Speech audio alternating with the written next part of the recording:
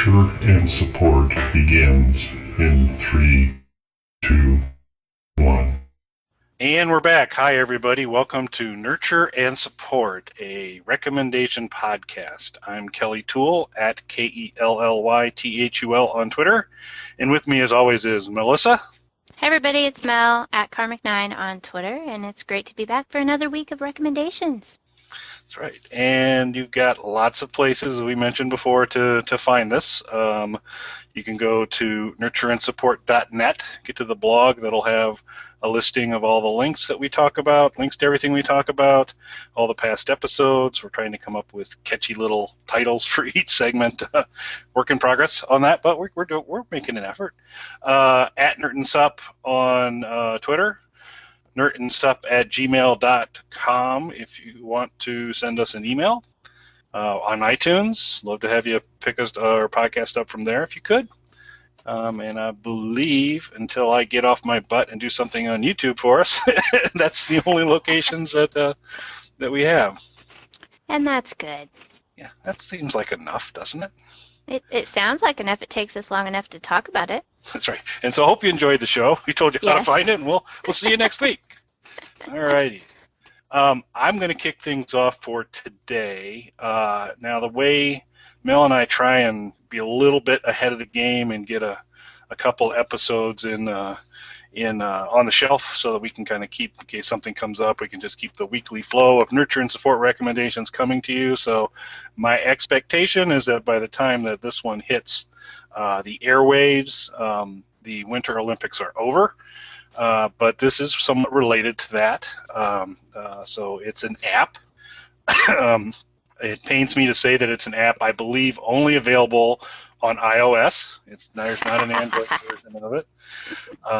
And I need to actually come back to make sure I properly give the right title here. So this is called Flick Champions Winter Sports. It's available on the Apple Store. It's a free app. And it's a bunch of cute little block-headed Olympic athletes competing in a variety of winter sports that you can either do individually, or you can do some game system or tablet-to-tablet or phone-to-phone competitions with. But it includes slalom, skating, ski jumping, ice hockey, biathlon, sledges, which are sleds. So they're not really a bobsled, they're not really a luge or a skeleton, they look more like a regular sled. So I'm not really familiar with that Olympic sport, but sledges. And of course curling, which is why I pulled it down, because curling, we all get reintroduced to curling every Winter Olympics, and Yes. It's an interesting sport. I guess it was strange. I think we have a hard time in America wrapping our heads around this, although I guess there is a decent American curling community that I've never really connected with, but was on Twitter during the Olympics, and all of a sudden it just blew up one day when the female team from Great Britain was curling, and it was just amazing. Maybe I followed the wrong people on Twitter or something, but they were just mooning over these ladies. They were just, they were like, these are the most beautiful women ever, and just went nuts. So I said, my goodness, I'll just have to check this out tonight and see what all the buzz is about. So I got home that night, and that certainly, they're attractive women, they're athletes and all that, but I didn't quite reconcile what I saw on Twitter to, I was expecting these, I don't know what it was, but it was a supermodels on heels. Yeah, I didn't entirely get it, but I guess maybe, I don't know, in the curling community, maybe I don't know. But regardless, they're very good, and it's kind of fun to watch. So curling is actually one of the funnest games to play on this Flick Champions Winter Sports. And then, of course, the Olympic game we all know, Snowball Fight. Snowball Fight is the other game that's on there, which I wasn't. I think the Norwegians tend to do really well in the snowball fight type of deal. But does it have Will Ferrell from Elf? Because we'd all lose to him. Yeah, absolutely. I expect there's some like power ups and ways, and of course, not shockingly, the game's free. But if you're willing to give them a few in-app purchases, you can get maybe more Will Ferrell like on the snowball game or something like that. Yeah. And there's different, you play and you get personal bests and you can kind of build up different levels and different capabilities. But just the game straight up. It's kind of a fun little time waster. There's a variety of sports, and I looked for a number of different options to do curling on my iPad, and this one seems about one of the most the sound ones if you want to stay in the free market and not actually pay for something. So, which I'm all about. So it's called Flick Champions, a winter sports. It's free. It's on iOS, iPhone, iPad. Pretty fun. If you get on, maybe at some point I'll connect up with you and you can beat the crap out of me because I'm really pretty poor at every game so far. But I did actually have a good ski jumping run before we started this episode today. So I'm in the glow of victory on a couple good ski jumps. So Okay. So that's my first one for today. How does it connect to other players? Is it through the Game Center or is it through Facebook? It's a Game Center, I believe. Okay. I need more Game Center friends. I don't have any Game Center friends, I think, that play very much. I'm on there, but I don't think I have any. I'll have to double check, but yeah, I've not connected up on that. But well, we'll have to exchange Game Center names so that Indeed. You can beat me at curling because I have no idea how to play curling. Yeah, I'm still a little fuzzy. It's kind of like shuffleboard. I read the Wikipedia entry top to bottom. I'm still so I know some of the terminology a little bit more, but I watched I watched it in the Olympics, and I'd say, oh, obviously, well, the next thing they're going to do is this, and then they do something completely opposite. And I'm like, oh, so I appear to lack very strong curling strategy at this point in time. So well, I'm not big on any sports that requires a broom, yeah, it's a strange looking sport. That sounds like work when you involve a broom to me. It just sounds like work. So fair enough. Well, my recommendation is also something that's more popular in Britain than it is here in the States, though actually it didn't get renewed in Britain, so that might not be entirely true. But it is a little series called The Fades that aired on BBC America here, I think at the same time that it was on in Britain on BBC One. But it's called The Fades. Did you ever watch that, Kelly? Probably not. I did not, no. Okay. Well, it actually has a few people in it that I'll get to, but it's a very creepy, scary, and hilarious series. I like the way that they do a lot of their series over there where it's only 6 episodes long. They're hour-long episodes, and I wish more U.S. television would go to kind of that format. Some of these shows that are 26 episodes in a season is just exhausting, but that's for another discussion. The series is called The Fades. It is basically about a boy named Paul and his best friend Mac. Paul finds out that he's kind of a seer. He has these special powers, and he can see ghosts, which they call the Fades. And there's this big little war going on with these other people like him that can see the Fades. And they're trying to fight the big bad Fade, who is basically going to bring all of the dead ghosts that are left on Earth back to life. And when they come back to life, they're kind of like zombies, and they eat people. The essential premise is that something is wrong with the ascension to, one presumes, heaven when someone dies. And so more and more people, when they die, their ghost is left on Earth. And they kind of go bad sitting here. And this one that's been here forever discovers how to cross over and get a physical type body, but they end up having to eat people, so they sort of become sentient zombie types when that happens. But there's a little band of our heroes who try to fight them, and Paul is just a teenage boy in high school. His best friend Mac is an amazing comic relief in this show. They are nerds, essentially. They're the outcasts at school. Mac is always throwing out movie references, book references, all sorts of stuff. It's a great time. I love the series basically for their relationship.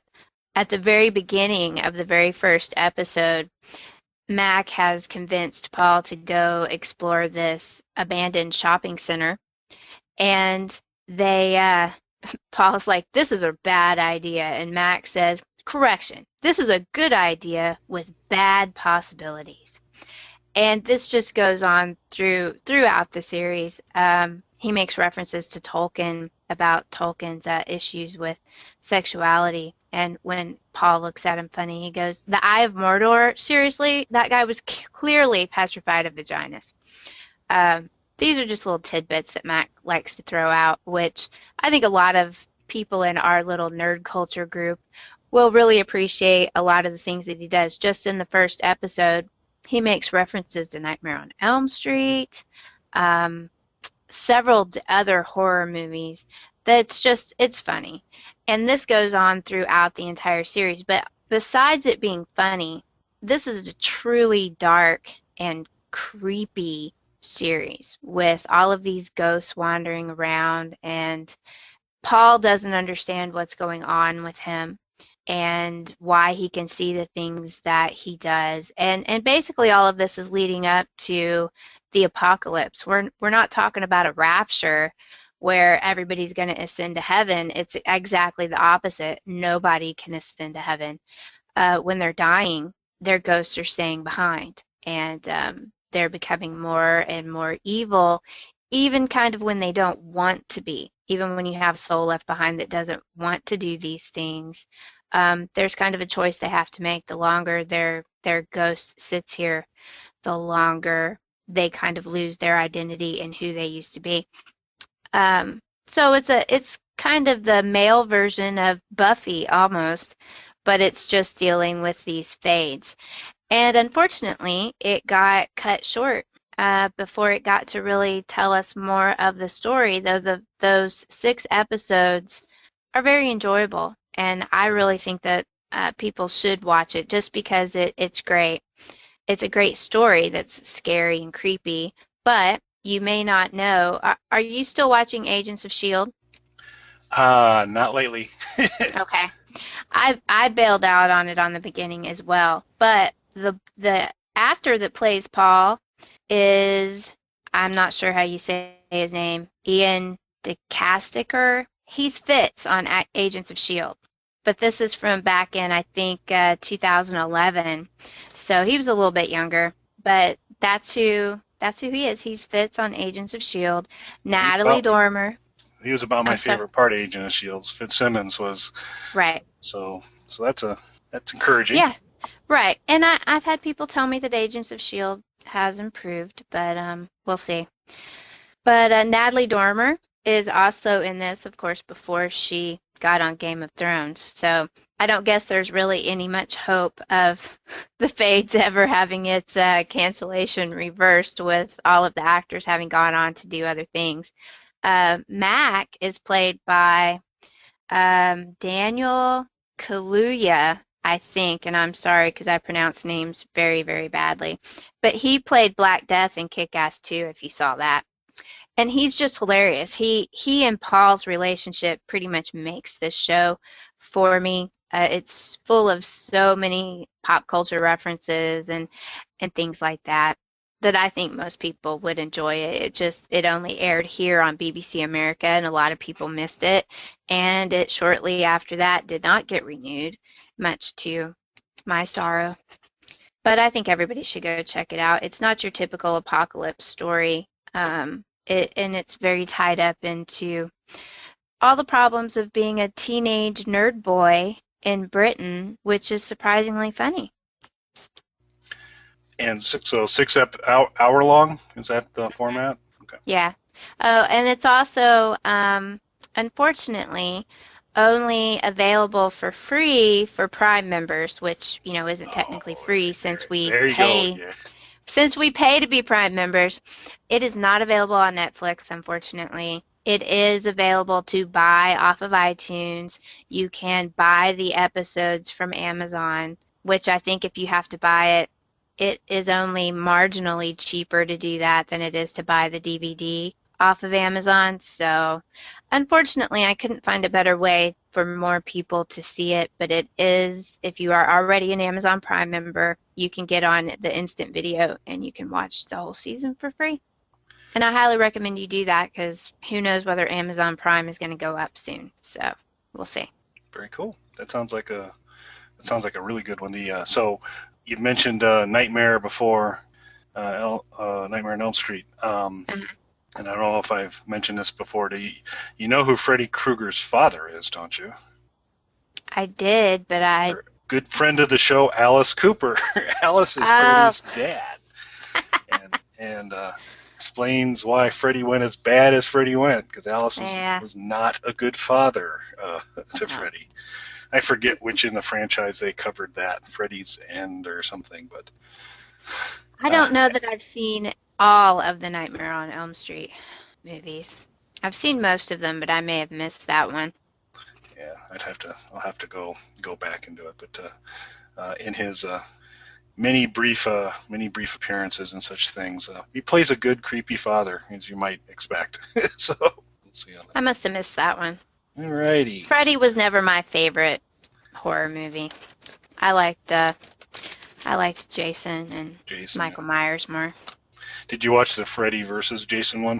Did you see that? I've seen bits and pieces of it. I haven't sat down and watched the whole thing. Same for me. Looks like it had its moments. So most of them do. I like it better when it was spoofier anyway.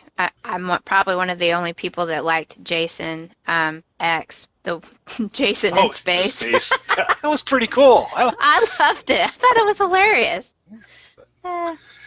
Alrighty. Well, I tell you what. Why don't we stay in England for my next recommendation?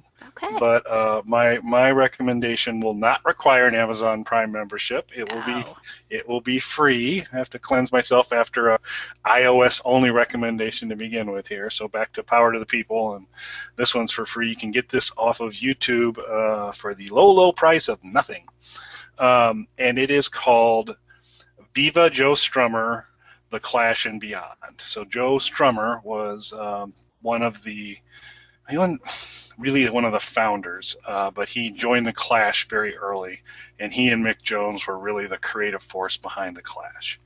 Joe unfortunately passed away a few years ago, and this is a documentary that basically covers his whole career up to learning to play the guitar. They actually the guy that taught Joe Strummer how to play the guitar gets a lot of time in this documentary, kind of steps through what he did, and kind of explains how he taught Joe, and apparently Joe had like this amazing sense of rhythm, and so while he didn't have much of the technique down, because he had just such a great sense of rhythm, all of a sudden that lent itself well to becoming a good guitar player, particularly in the genre that the Clash came from, which is the punk rock genre. And it's kind of cool. It's a little bit of punk rock history, and you get kind of that early stages where the Sex Pistols are out there, and they're really, they're run the flag up as the first punk band. And there's some folks who would argue actually the Ramones were the first punk band, but that's going on. But the Sex Pistols are out there, and the Clash are out there at the same time without Joe. And then Joe joins the Clash, and you start to see the progression of the Clash through there. So there's a couple ones out there. There's Joe Strummer, The Future Is Unwritten, which is I think done by Julian Temple. It's that one you do have to pay for to go find it. Although I think I found like a Spanish. It's in English with Spanish dubbing on it version on YouTube. If you really wanted to see that one as well, probably the biggest difference. Well, there's a lot of differences, but the one I'm not recommending today, kind of Joe's teeth were not great. in the early days, Joe had some teeth issues, and it seemed to dwell a little bit more on that than I'd like. And so, Viva Joe Strummer, less on the teeth, so I'm all good with that. And He got it all figured out, but it was a bit of a rough start for Joe. It's with some of the early punk folks. Sported some interesting choppers at that point in time. But it's a really well done documentary. You get a lot of very cool footage of the Clash in the early stages. You get them really stepping through their approach and what they were doing, and a lot of compare and contrast between the Sex Pistols and the Clash in terms of what the Sex Pistols were doing at that time, which was a lot more the no future and just we're nihilists and we're anarchists and we're all that. And Joe, who was the primary lyricist for the Clash, Mick Jones did a lot of the music. Joe did a lot of lyrics, but they were a writing team, like Lennon McCartney, Jagger Richards. But Joe had more of it was a political angle, and it was a little bit more of people trying to rise up, disenfranchisement, and those types of things. You also get to see that through the process, even all the way up to Combat Rock, where they were selling a lot of records. They didn't have a lot of money. There was not a lot of money coming back in their way, needing to stay with friends even at that point in time and all that. So you get kind of a little bit of the glamorous lifestyle of the rock and roll artist is peeled back because you kind of see what they're working through. He seems like an incredibly genuine person, and so they cover Joe into the Clash and that going on, and the Clash breaks up. Joe actually fired Mick Jones because Mick wasn't showing up for rehearsals and stuff. And then it goes into some of the later work that Joe did where he got into a little bit more of world music. Just some great bunch of footage. I'm a big Clash fan. I hadn't seen most of the concert footage that they showed. And what I really didn't see, which was incredibly cool, was fairly late. It was Joe and the Masoleros was a group that he formed somewhat later to do a bunch of music. And they were playing a gig, and Mick Jones was in the audience. And Joe pulled him up. And so you get this kind of Clash reunion of Mick and Joe. And just watching Mick Jones's face kind of, you could just tell it was like he was so happy to be up there and enjoying it and doing it, just a grinning ear to ear as they went through and did a couple of the early Clash songs. It was pretty neat to see. So it's unfortunate, Joe was a gifted musician. Seems like a pretty good guy as well. It's unfortunate we lost him early. It's a great documentary. Lots of little, if you're into the Clash at all, lots of neat little trivia on there. Bunch of great concert stuff. And again, you can't beat the price. You go to YouTube and you search on Viva Joe Strummer, the Clash and Beyond, and you get to watch this very well done documentary on Joe Strummer for free. Cool. I'll check that out. I don't know a lot about the Clash other than what was played on the radio, so I came in kind of at the end of the punk movement. Yeah, I like the history stuff on some of the rock things, and so I had gone through a period where I was peeling up a bunch of stuff about the Sex Pistols, and I really like the Joe Strummer story a lot better because at the core, the Sex Pistols seem to be made up of a bunch of guys who are they're all a little bit unpleasant, and so in one way or another, whether it's Johnny Lydon having just a little bit of an ego and some things there going on, but they really didn't much care for each other at all, and the Clash. So the Clash story is just a little bit different for me. I was always a much bigger Clash fan than a Sex Pistols fan anyway, in terms of the variety of music they did. So if you're not a big Clash fan or not, it's a pretty, if you like rock and roll, it's a pretty interesting documentary. You get to kind of see the evolution of things as they move forward, later career stuff, and it's just kind of a nice story. So it's worth a watch. I'd recommend it. And I have. I just did. Yes. Yeah. That's cool. And you can't beat free. And I always think it helps sometimes to go back and find out the backstory of a lot of the stuff. Like, I was a kid and missed a whole lot of the meaning behind a lot of that stuff. I came into the end of it. I was more into the Ramones than I never particularly cared for the Sex Pistols. But it helps to know the backstory, which is stuff when you're young and you listen to some of that kind of music, you miss what they were really trying to say sometimes because you're too young to understand the adult issues they're talking about. So I always think that helps. Though it's also dangerous to find out too much about people you idolize, find out they weren't really worth your idolization. So Yeah, double-edged sword there.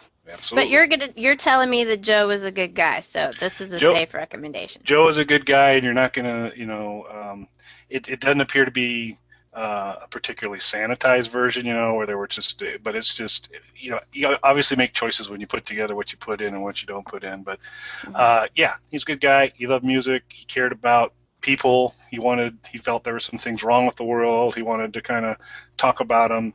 There's this genuineness and a sincereness about it, and it was just neat little insider stuff, because I mentioned that rhythm thing earlier and him learning to play guitar, and the guy who taught him, who was a very gifted guitarist, goes, yeah, he's just, he's like a human piston. You watch him and it's just banging down on that guitar, only downstrokes, doesn't do any upstrokes on the guitar. And I had seen that basically in any video, in any concert. That's the Joe Strummer look. He's there and it's all downstrokes on the guitar and the legs stomping down and it's just going through, and you just kind of get the story on why that's happening. And I know before it just looked cool.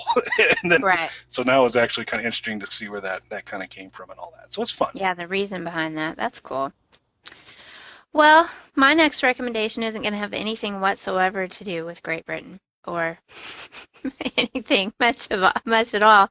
I'm going back to my books. I've given y'all a few weeks off from my massive book recommendations.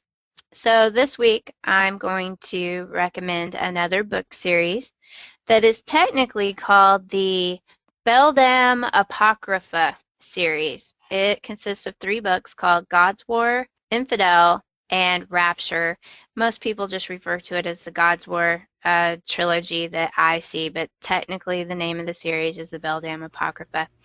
Well, we know the only reason you're recommending this is that you have become amazing at creating trilogy graphics of 3 books, putting them together for the blog. You do a great job on those, and so my hunch right now is that you're only going to recommend trilogies from here on out, so that you can demonstrate your chops. And I already have that graphic ready. There you go.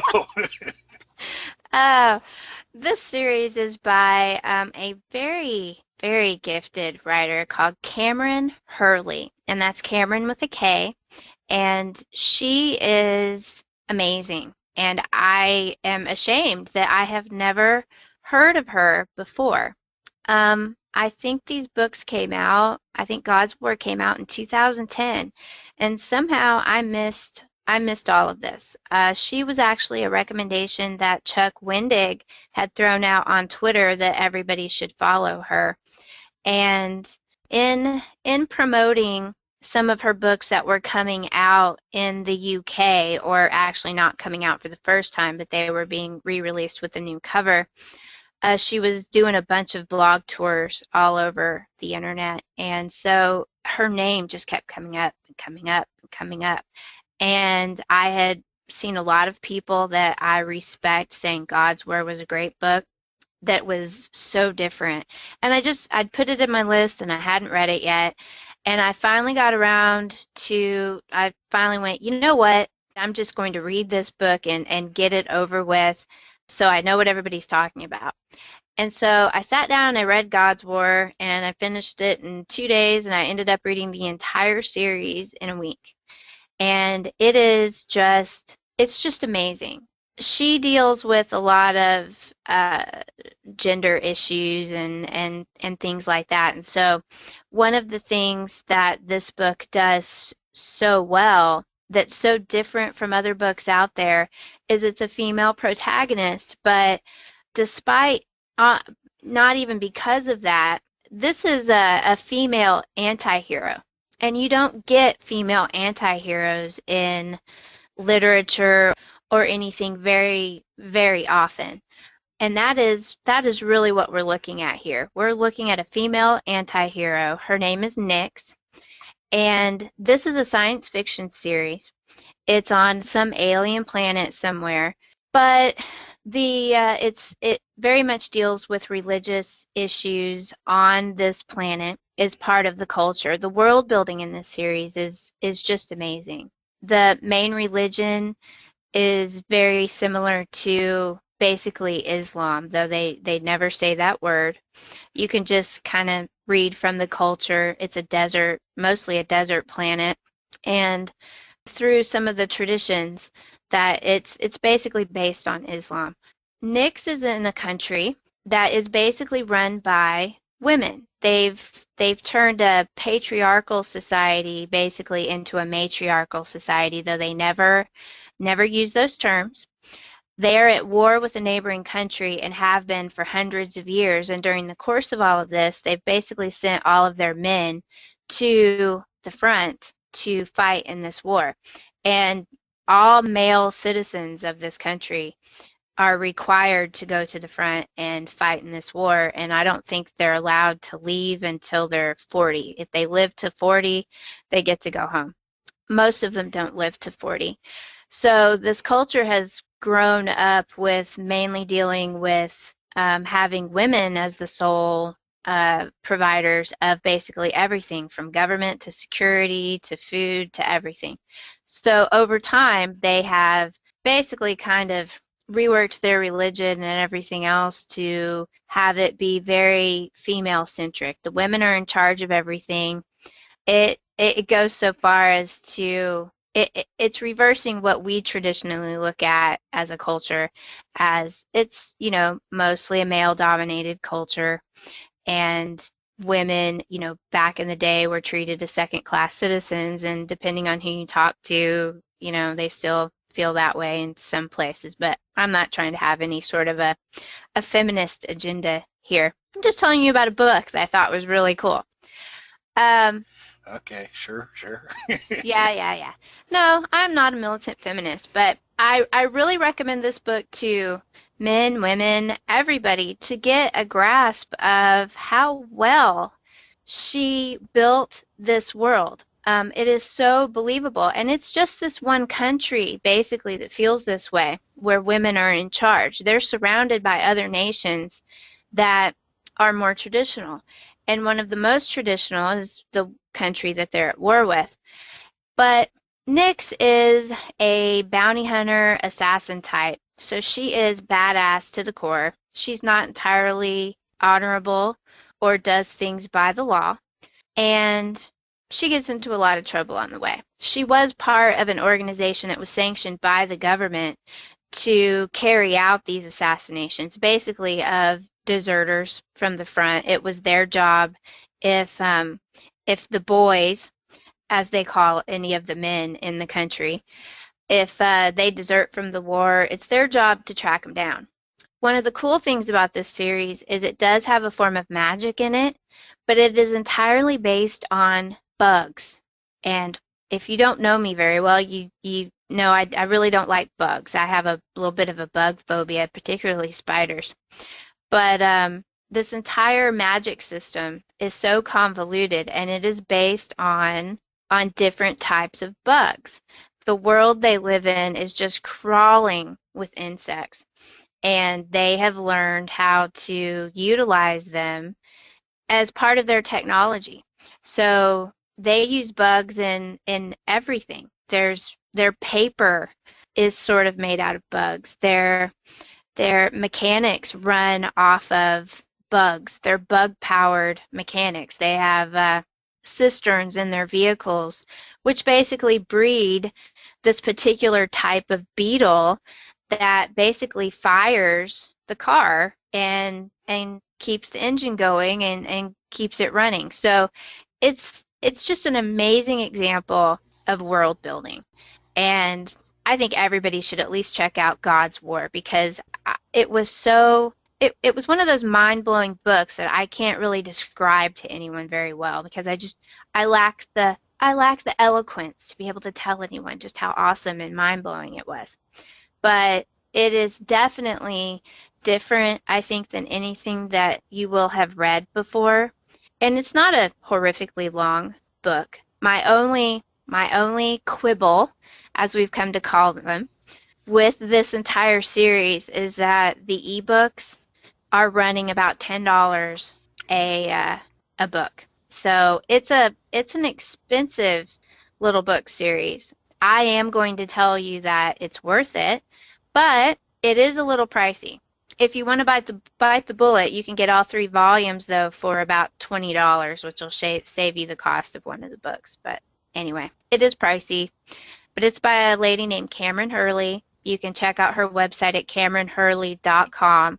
And she's just amazing. She's got all sorts of essays out all over the internet about all sorts of different topics, from writing to she's big into feminism and gender issues and things like that, which is not surprising based on what this book is about. But don't think from what I've said that the book is just some big militant feminist rant, because that never comes into any of it. It's just the world the way that it is. And as a straight science fiction book with no agenda whatsoever, it's a great read. And it's just so different. I think men, women, children, everybody would really learn something from reading these books.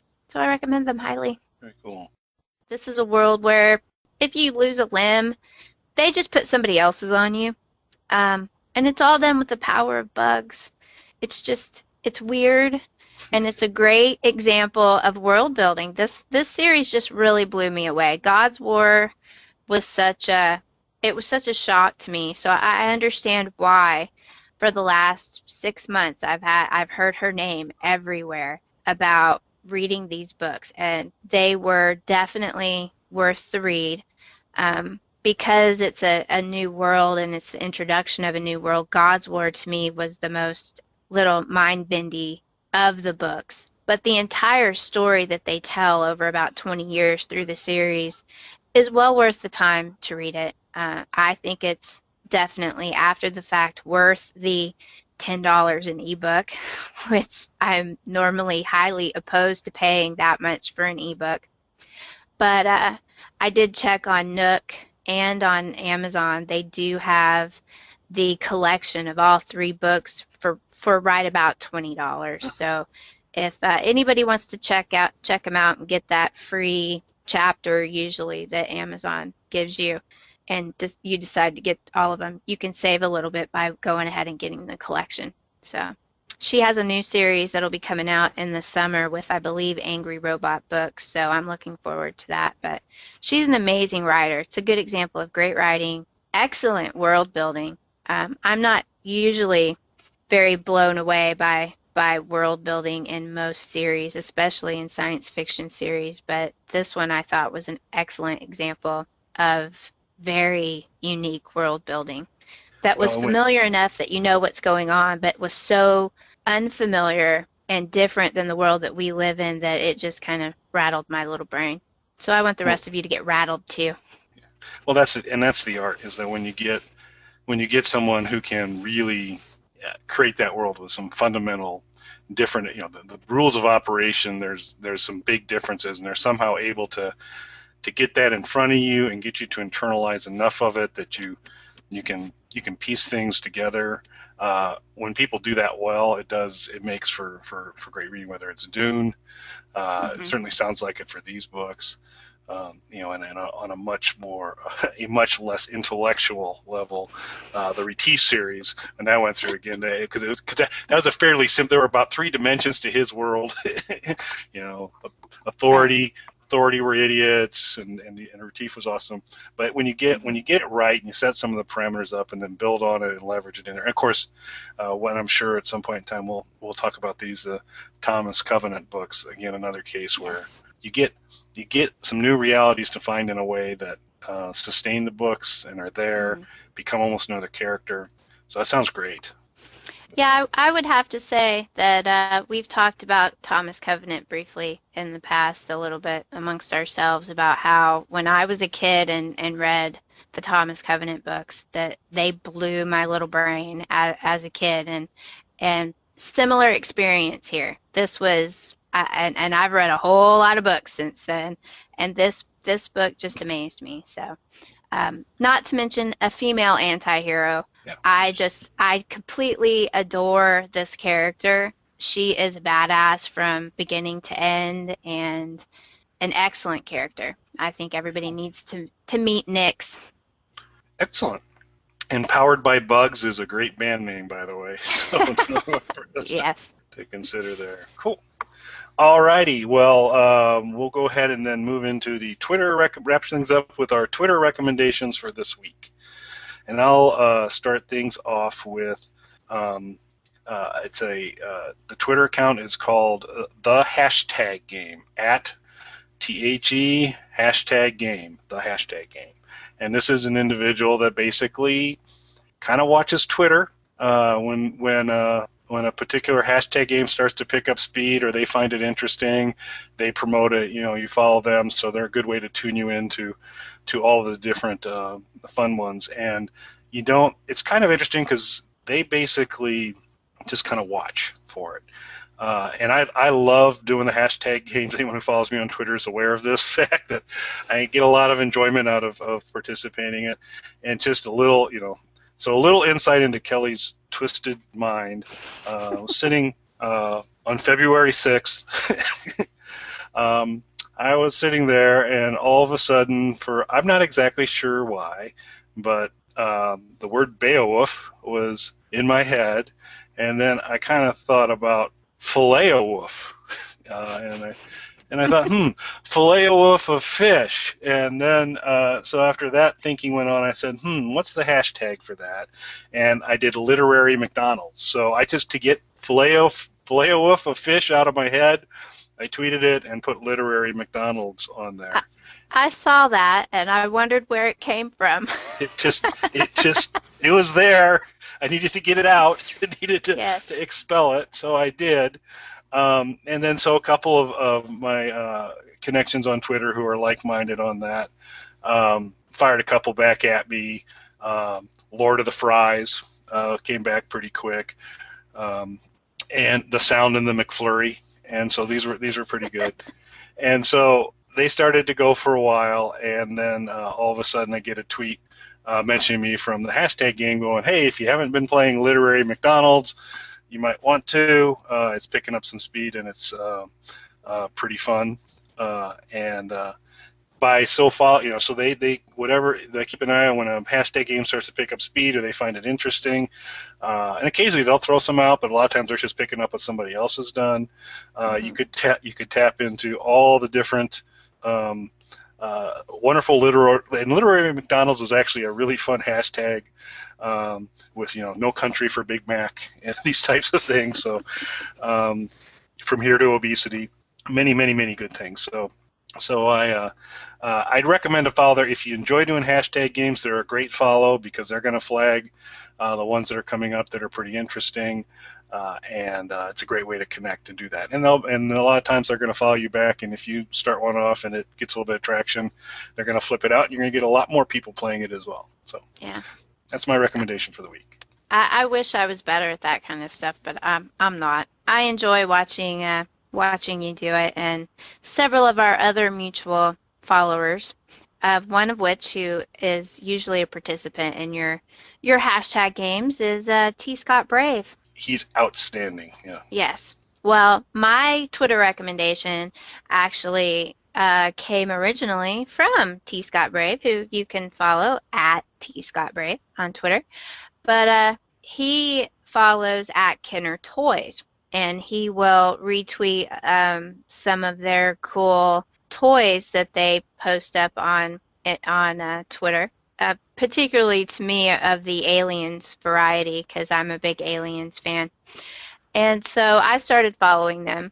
And that's basically what they do is they tweet out pictures and information about new and old Kenner toys, which is kind of a blast from the past, and some of the new stuff that's, I'm like, wow, I wish they had that when I was a kid. But they're big into Aliens toys, which I still like. So it's nice of them to go, oh, hey, I don't have that one, so I'll have to get on eBay and look for that action figure of Ellen Ripley because I don't have her. So I suggest you, if you like old toys, to follow at Kenner Toys, and they tweet out lots of interesting stuff that will give you a blast from the past and bring a smile to your face. Very cool. So, before we close, I need to do a retraction that I didn't do my homework beforehand. It does appear that my little Winter Games thing is not a game place-based thing. It is a Facebook-based thing, so we're not big fans of that. But still, standalone. have fun with it. But well, that's just a personal thing with me. I don't like games that make you connect through Facebook, and that's the only way you can find your friends. Just I don't do Facebook, so anyway. It's okay. We'll survive. Yep. I can still play curling. That's right. Without Facebook. Yes, indeed. So, if you know of a better curling app, we'd love to hear about it. You can post that to our blog at nurtureandsupport.net, or send us a tweet at NertandSup on Twitter, or to either Mel or my Twitter handles. You can email us at nertandsup@gmail.com. You may email us on things other than curling if you like, as well. We're always looking for new recommendations. Happy to feature those as well. Love your input on what you'd like about the show, what you don't like about the show, ways we can make it better. And that's all I got. If you do like us, we would very much appreciate a little rating on iTunes. Would be awesome, but no pressure. So I think. Yes, in our ongoing battle against the evil knitting podcast. Knitting podcast. Yeah, we're losing to knitters. That's okay. I am a knitter, so it's okay. But I think that wraps us up for this week, everybody. Thank you so much for listening, and hit us up with a comment once in a while. We'd appreciate it. So we'll talk to you next week. See you. Thanks. Nurturing and supporting.